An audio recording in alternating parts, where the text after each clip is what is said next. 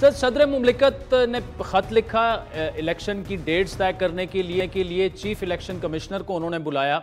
जवाब में chief election commissioner ने उन्हें खत लिख दिया कि ये इलेक्शन कमीशन का मैंडेट है, तारीख देना, तो मैं आपके पास नहीं आ सकता। दोनों में से कौन दुरुस्त है और कौन गलत सिमत में जा रहा है?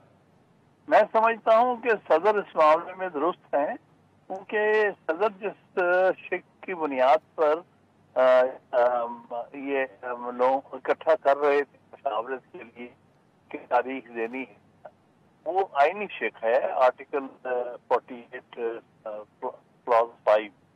तो जो आइन की शिक होती है वो दूसरे कवानीन, जो आम कवानीन हैं, उनकी शिकों के ऊपर हावी होती है।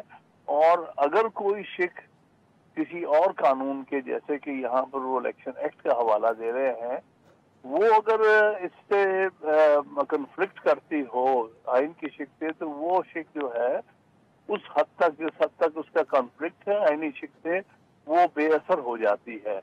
लिहाजा आइन की शिक के मुताबिक ही चलना पड़ेगा और उन शिकों को जो कि आइन की शिकों से मुतसादम हैं उनको नजरअंदाज करना पड़ेगा। इसलिए सदर की ये जो उनका मौक़िफ़ है वो बिल्कुल दुरुस्त।